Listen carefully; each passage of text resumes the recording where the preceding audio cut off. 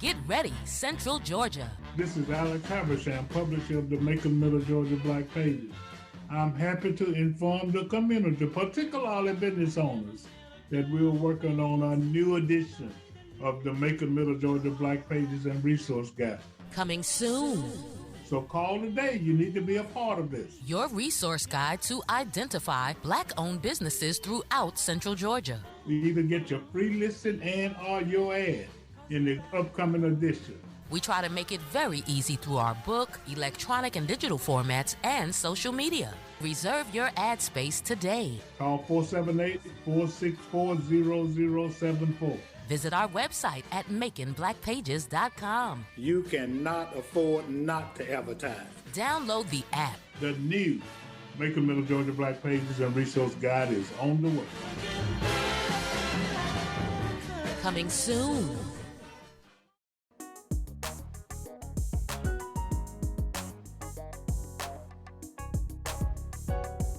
Oftentimes, there are individuals in our community who are doing phenomenal things, and they don't get all of the recognition they deserve, particularly locally. And one of the things that I'm always excited about promoting and talking about good things that are happening in Bibb County, Macon, Georgia. And one of the reasons that it's kind of like a secret, a well-kept secret, a lot of people don't realize because we might have too many homicides and things of that nature, but a lot of people don't realize that Macon is a phenomenal place and we got it going on. We really do. And one of the reasons we got it going on is because of famous people who came through our town and who made it as a result of being in Macon, and there's a lot of them, but we're just going to name one of them today, and that's Otis Redding. And then so we got his daughter, Miss Karla Redding Andrews, on the call today, on the Zoom today, for a couple of reasons. First of all, we got her on because she's Otis' daughter. You know what I'm saying? She can go wherever she want to go. All that Otis has done for the community and all that he's doing for the community and all that his legacy means to the community and all that it does. And I'm sure that this kind of played a role in Karla Redding Andrews being recognized as one of the top 500 most influential individuals in Georgia. Congratulations, Ms. Redding Andrews. Oh, well, thank you so much. It was certainly an honor and certainly unexpected. Those things are always amazing. And for me to be selected as one was definitely an honor. Yeah. So I think what played a major role in addition to your community involvement, is, what you're doing with the Otis Redding Center for the Arts, which had its grand opening. And also we had Mr. Harry Young, who we're going to bring in, and we're going to interview him in a later segment of the same show, but we want him on the show too. And while we're talking to Karla, because the good thing about it is that we got entities like the Otis Redding Center for the Arts and the Tubman Museum, and both Karla and Harold were recognized. So, but we're going to talk to Karla first and let her talk about what's going on at the Otis Redding Center for the Arts, because I'm sure that what you're doing, what you do for the community is one thing, but the kicker and the key, and the most influential and the most powerful thing is the Otis Redding Center for the Arts. Not because of what it does for you, but what it does for the community and the individuals that come through there. So talk a little bit about, and just save the facility for last night. Absolutely. Talk a little bit about the history of the center and the programs and activities and initiatives of the center and where we're going from here. And congratulations again. And being, the Georgia Trend said one of the 500 most influential people, but I said that Harry Young and Karla Redding Andrews are two of the 5 most influential people in Georgia. So go ahead, Karla. Well, thank you. And it's always great when you get these titles, but you have to keep in mind when you're running or operating nonprofits like ours, like the Tubman, it's a team. It takes a team of people to lift and elevate everything that we do. So, my whole team should have been given that same honor, because without them, none of this could ever happen. Since 2007, of course, we've been doing music and arts programs throughout this community, from Otis Music Camp to Camp Dreams to private lessons to group lessons to dream team performances, and just inspiring kids every way we can on the importance of music and the arts. And luckily, we've been able to see some amazing success stories come through our programs. DKOMX, Roderick Cox, who was in town a little while ago, is an African American orchestra conductor. And I think just seeing those things certainly highlight what we do, and that we are making a difference in this community. Yeah, that's outstanding. And I've been to many of the events, and these performances are just amazing. And I always like to mention the guy, we don't call his name, who was autistic, and you would never know it, Never know if his it. mom had not told me. And so that just means that the experiences, kind of pushes the buttons of these individuals. Yes. And they got buttons. And so, I mean, it really means a lot to see these. I mean, and they are just beginners, but they sound like professionals. Now, we got to mention that guy on the piano. Now, what's that guy's name? Zach Wilson. Zach Wilson. Yes, Zach is A amazing. phenomenal guy. Yes. That was on the last event that you all had. So that bespeaks of the kind of effectiveness and the kind of quality and the significant role that the center is playing. The center is going to play an even more significant role. Yes, absolutely. We're talking about 15,000 square feet of space for young musicians, young artists, young filmmakers, photographers, young dancers to come and experience every afternoon after school, every day in the summer, as well as house our music programs, our camps. It's going to be an amazing facility that we've been waiting a long time for. We've certainly outgrown our little space here. I'm in the recording studio here at the Otis Redding Center for the Arts on the other side of the Otis Redding Museum. So yeah, now we get to have a larger recording studio, more practice room space, and the opportunity just to impact more lives. That's all we want to do, is give kids an opportunity for self-expression and creativity. And that's the mission of the Otis Redding Foundation. And we don't need to forget, the tourism. And I think we need to acknowledge, an icon who kind of played a role in music is Mama Louise. And I want to mention her and the Allman Brothers, because it all meshes. It's all gels together. It all comes together, but we can't overemphasize all of the good things that are happening in Macon, Georgia, and all of the important and significant people who have played a role in making this community what it is, and the entities, like H&H and like the Tubman Museum and like the Otis Redding Center for the Arts. But since we are on it, since you got us excited, tell us, what can we expect? When is it going to be up and running? And just give us an idea of, what we can expect as it relates to that. So we're well on our way in our capital campaign to construct the center, which is about $5.5 million. We've already reached that goal. Should start construction in late December, early January. So, I do want to say that we don't want to rush this project in any way. I had said, and you were so gracious to offer your kind words at our groundbreaking, and I anticipated that we would be done by June of 2023, but I failed to understand that things of this importance, things of this significance takes a lot more time. And I think if we get it there by December of 2023, that'll be a great homage to pay to my father.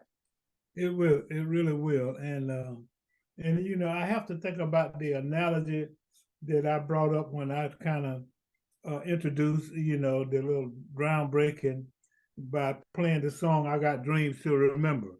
Yes. And I associated the dream with the vision of the Center for the Arts, And so that's Otis's dream.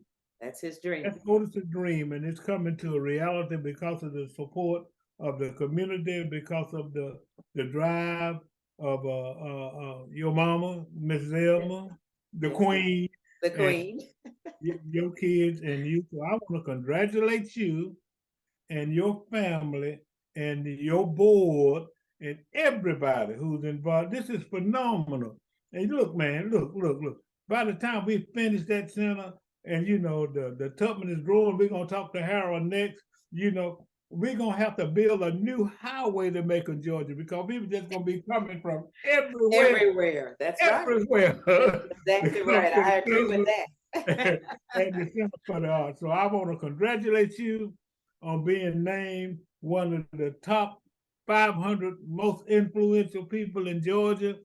I want to encourage the community to keep on supporting the Otis Redding Center for the Arts, and I want to emphasize the importance of how important it is to bring up our and support our young people. Yes. Support our young people, and the Center for the Arts has been doing that and will continue to do so. So you got the final word. Go ahead, Karla. Well, thank you so much, and I'm honored again. But again, like I said, it takes my team, and especially my mom, who is my biggest supporter, to get all of this done. So I don't take this honor lightly. And thank you, Alex, because you've always been there for me as well. So congratulations to you, Harold, as well. And I just can't wait to open the new Otis Redding Center for the Arts for the entire community. Well, congratulations again. And I know you got to go and try to raise another $1 million. So trying to get that check. Yes. So congratulations again. And we'll talk to you very soon. We're going to take a break and we're going to talk. Autograph, please. And I'll get your autograph too. Harold said he wants an autograph, but don't give him one before you give me one. I promise you, you come first. You know that. Okay. Thank you. Thank you guys so much. I appreciate it. Congratulations, Harold. We're going to take a break and we'll be right back. Thank you. We'll be right back. All right. Get ready, Central Georgia. This is Alex Habersham, publisher of the Macon, Middle Georgia Black Pages. I'm happy to inform the community, particularly business owners, that we're working on a new edition of the Macon, Middle Georgia Black Pages and Resource Guide. Coming soon. So call today. You need to be a part of this. Your resource guide to identify Black-owned businesses throughout Central Georgia. You either get your free listen and or your ad in the upcoming edition. We try to make it very easy through our book, electronic and digital formats, and social media. Reserve your ad space today. Call 478-464-0074. Visit our website at maconblackpages.com. You cannot afford not to advertise. Download the app. The new Macon, Middle Georgia Black Pages and Resource Guide is on the way. Coming soon. Continuing this interview as it relates to all of the good things that are going on in Macon, Georgia, and how certain individuals are playing a role in the advancement and development and the popularity of our community. Not only individuals, but certain institutions and entities are also playing a significant role, to the extent that we had two of our individuals who are heading up organizations and museums and entities now making to be recognized as two of the 500 most influential individuals in the state. And so I go, whoa, I got to talk to these people, not only because of them, because they accept these awards humbly, but the most important thing, I think we need to recognize what those entities and those institutions are doing. We talked to Karla Redding Andrews of the Otis Redding Center for the Arts, but now we're going to talk about that other entity and that other individual who has been recognized, but who has played a significant role in the advancement and development of our beautiful city, because I want everybody to know that Macon has been nationally awarded as a great place to live. We just want to get rid of that concept about Macon is bad, because it ain't. It's good. and it's being nationally recognized. And one of the reasons, two of the reasons that it's being recognized are because of an individual. One, his name is Harry Young, and an institution. Two, the name of that institution is the Harriet Tubman Museum. And because of that combination, Harry Young and the Tubman Museum, then Harry Young was recognized as one of the top 500 most influential individual in the state. So, hey, man, how you doing? Man, how you doing? That's an introduction. I'll tell you, boy. That's it right there. Make me feel like I'm somebody. But thank you, man. I appreciate it. I'm honored. I'm really honored for this. Floored at the same time, feeling blessed, feeling all the. But I'm just. I mean, moving from Los Angeles to Macon, Georgia, and 14 years ago, I did not know this. I mean, who would have foresaw this? So it's an honor. Thank you. Yeah. Well, thank you for all you do. And really, I think one of the reasons that you're being recognized is the kind of progress that the Tubman Museum is making, where it was and where it is and where it's going.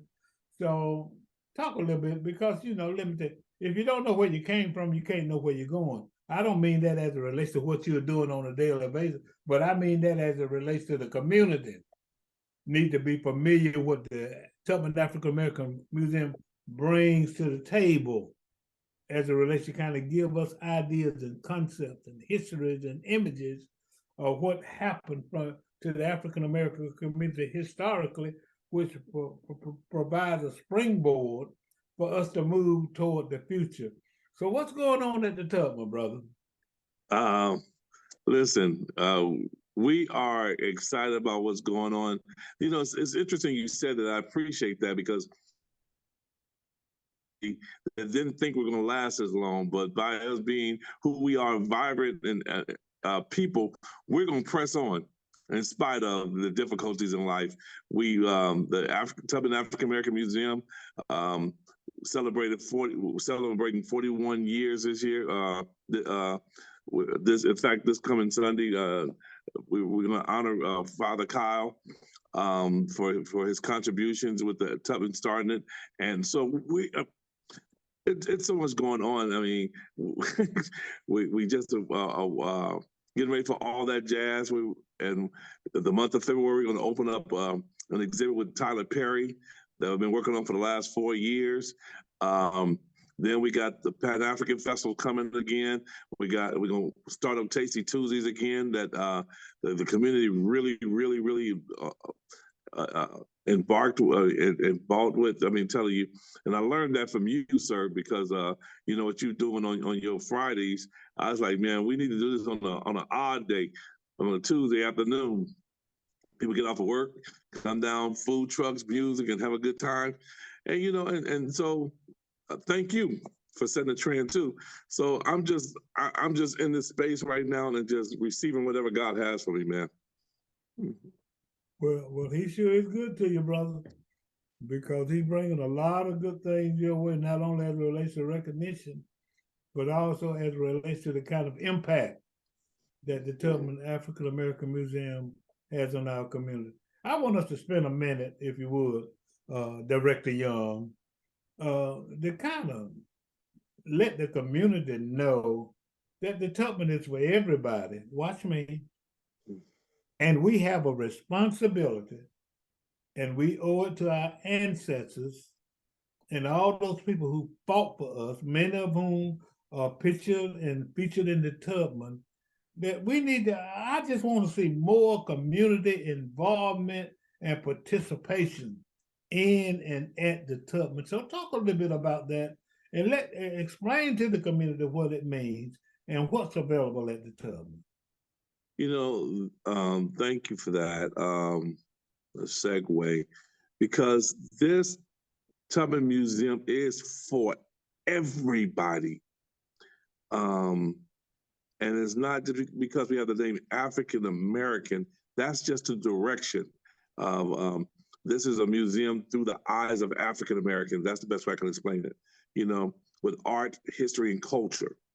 We focus on the art because we're very artsy, and we've set a culture, and we continue to set a culture, and we have plenty history, good, bad, and indifferent.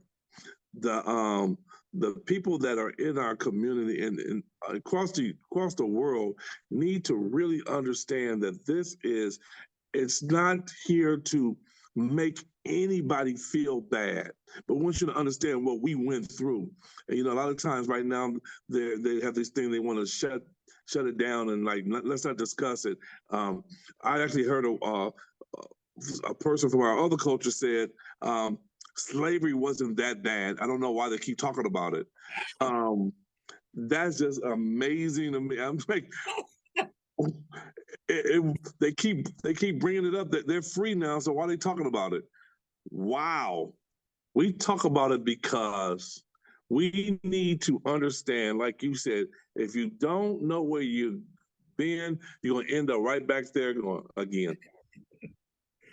And you listen, so history is not his story, it's our story. See, we get that twist and we'll say HIS story, like it's his. No, this is our story. And we need to tell our story our way and how we perceive it. And this is the way that people can grow and young people understand that, you know what, you haven't always been able to just walk into any building where you want to, or sit where you want to, or go to the restaurant where you want to, or even if you ride the public bus, sit in the front of a bus, or even just going to a club. They always know you have to go to the back or not even be allowed at all. People need to understand that this is where we came from. This is why we're vibrant and vigilant people. So we need to let you know so we don't repeat it again, going back there again, sir. Well, that's totally outstanding. So, talk about the ease of visitation and participation in the Tubman. Because I don't know whether some people think because there's that big, beautiful building that it costs an arm and a leg to visit, or that you got everything you need, you got all the volunteers you need, all the money you need. Talk about what the community needs to do, to help support our museum and our history. Thank you for that question, sir. This museum is for everybody, and everybody needs to participate. We have the opportunity to, you can be a volunteer, you can be a member. Memberships start at $20, $25 annually, and also you can come volunteer. We're going to start our after-school program to have a place to come and learn. This is a call to action. I'm your host, Alex Habersham, having interviewed people of influence. Matter of fact, the two people that I interviewed are two of the 500 most influential people in Georgia, in the person of Ms. Karla Redding Andrews, who's the director of the Otis Redding Center for the Arts, and of course, Mr. Harold Young, who is the executive director of the Tubman African American Museum. And we just want to acknowledge them because they are recognized because of the role that they are playing in these two most important institutions. So we want to thank them, recognize them, and encourage them to keep up the good work. This is your host, Alex Habersham. Almost forgot my name. Have a great day.